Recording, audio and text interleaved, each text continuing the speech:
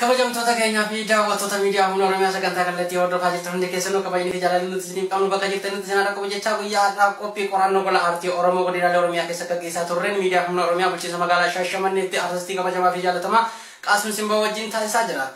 Qaasim jechuun anaaf uummata Oromoo biratti illee nama kabajaa fi jaalala guddaa qabu waan ta'eef mee isarraa maal barattan jedhee isin gaafachuu kootirra waanuma amma isarraa argannu kan isin bira geessutti jira. Maaf jennaan isin yeroo baay'ee wal arganna fuula isaatiin ammoo yeroo baay'ee walirraa fagaatamee ture fuula miidiyaa irraallee fagaatamee ture.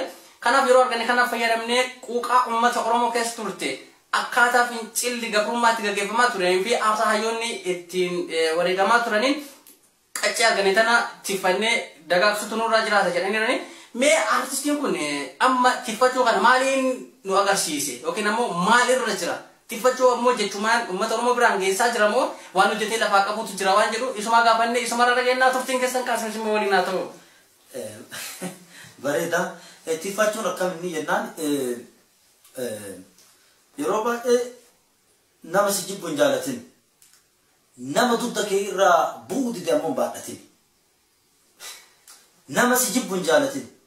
Nama gateettii kee irraa bu'uu dide ammoo hin baadhatin.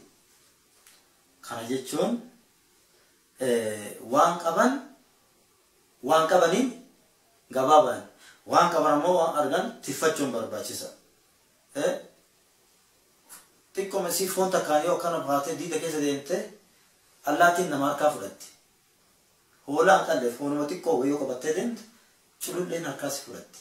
Isii kanaaf ifa manaa godhaa halkanuma takkatti deengadda hojjadhee yaadaloo tana.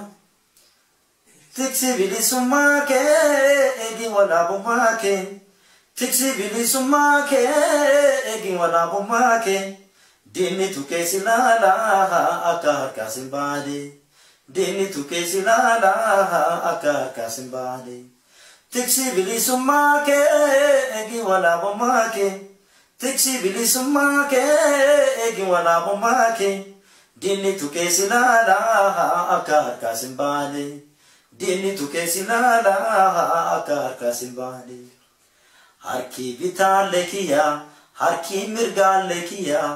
Jallachoon irra taa'ee wal gargaaree dabarra jedhee mirgi gaafannaan bitaan itti wallaalee.